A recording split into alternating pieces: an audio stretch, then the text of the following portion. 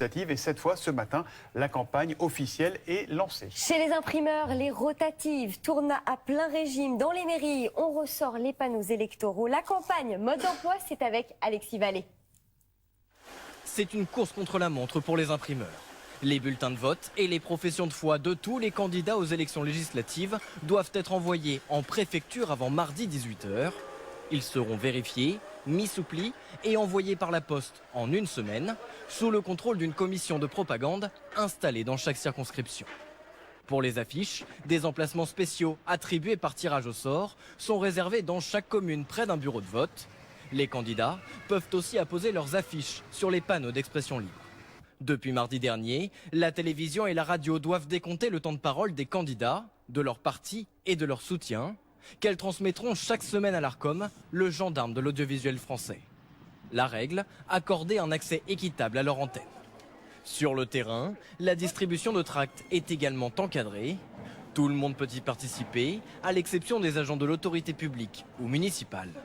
L'ensemble de ces obligations prendront fin le samedi 29 juin à minuit pile.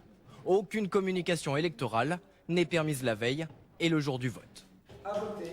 Intéressé chaque jour aux propositions des uns et des autres et aujourd'hui la culture. La culture qui occupe une place très inégale selon les partis. On va tenter d'y voir plus clair avec Julien Gall. La majorité présidentielle propose de soutenir la culture de proximité en renforçant le printemps de la ruralité, un projet qui permet à chaque Français d'apporter sa contribution sur la vie culturelle en milieu rural. Gabriel Attal veut aussi réformer l'audiovisuel public en fusionnant au sein d'une même entité France Télévisions, Radio France, France Média Monde et l'INA à l'horizon 2025. L'audiovisuel public est également présent dans le programme du Rassemblement national qui souhaite privatiser, au moins en partie, les chaînes de télévision et les stations de radio du service public. Autre proposition, le RN veut multiplier par 3 le budget pour l'entretien et la restauration des monuments historiques qui atteindrait 1 milliard d'euros par an. Le nouveau Front populaire, quant à lui, veut garantir la pérennité du service public de l'audiovisuel en assurant son financement. Autre mesure qui concerne la presse, exclure des aides publiques les médias condamnés pour incitation à la haine. La coalition de gauche propose aussi de renforcer le budget attribué à la culture et à la création et souhaite étendre la gratuité dans tous les musées nationaux. Les syndicats sont inquiétés des résultats du premier tour des législatives, notamment la CGT, la CFDT ou encore le syndicat indépendant et le syndicat des indépendants et des TPE. Ils en appellent à la responsabilité des candidats qui affronteraient le RN dans les rues angulaires. Julien Gall. Pour les deux premiers syndicats français, le RN représente un danger pour la République. La CFDT appelle à des désistements systématiques contre l'extrême droite. Même mot d'ordre du côté de la CGT. Nous appelons solennellement les salariés à aller voter dimanche prochain pour barrer la route au Rassemblement national parce qu'il n'y aurait rien de pire pour le monde du travail que l'extrême droite rentre à Matignon. Ça signifierait des politiques racistes, des politiques homophobes, violentes, sexistes, des politiques antidémocratiques et en plus des politiques antisociales. Du côté des syndicats agricoles, la Confédération paysanne s'inquiète d'une possible victoire du Rassemblement national. La coordination rurale se veut plus mesurée. Le deuxième syndicat agricole de France ne souhaite pas donner de consigne de vote. On va travailler avec les députés qui seront élus et quelle que soit la majorité, si tant est il y en ait une. Il n'y a pas de mauvais candidats selon eux parce qu'ils sont tous visiblement meilleurs les uns que les autres. Donc nous on le verra avec les engagements qui seront à leur prix. Contacté, le MEDEF reste sur la position donnée avant le premier tour des législatives par son président Patrick Martin qui dénonce les incohérences et la dangerosité des programmes économiques tant du RN que du nouveau Front populaire. Leaders de partis face aux défis de leur avenir, Thomas. À droite, le président des LR, alors je ne sais plus, c'est Canal officiel, Canal je ne sais pas, Éric Ciotti en tout cas aura face à lui une candidate LR, Canal officiel, enfin l'autre quoi, dans les Alpes-Maritimes. Et à gauche, Jean-Luc Mélenchon, lui, tente de jouer l'apaisement. Le leader de la France insoumise ne fait plus l'unanimité dans son propre camp. Alors est-ce la fin d'une ère chez LFI? La question est posée. Julien Gall. Jean-Luc Mélenchon, Premier ministre, en cas de victoire de la gauche aux législatives, une hypothèse loin de faire l'unanimité au sein même du Front populaire. La réponse du principal intéressé se veut nuancée. Je ne serai jamais le problème. Si vous pensez que je ne dois pas être Premier ministre, je ne le serai pas. Un discours bien différent de celui tenu mercredi dernier. Jean-Luc Mélenchon indiquait alors se sentir capable d'être Premier ministre d'un gouvernement de gauche.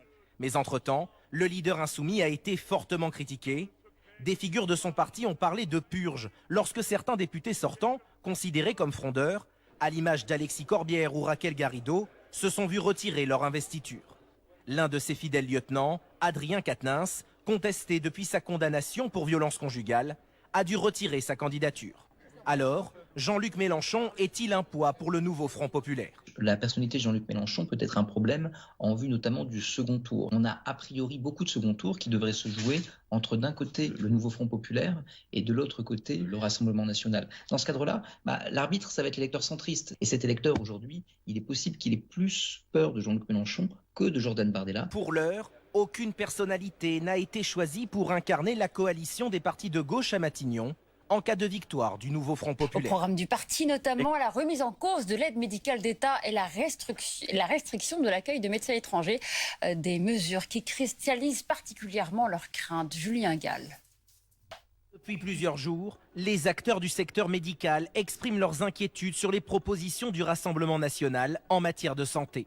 Première crainte, la remise en cause de l'AME, l'aide médicale d'État. Cette aide permet aux étrangers en situation irrégulière présents depuis plus de 3 mois en France de bénéficier d'un accès aux soins sous conditions de ressources.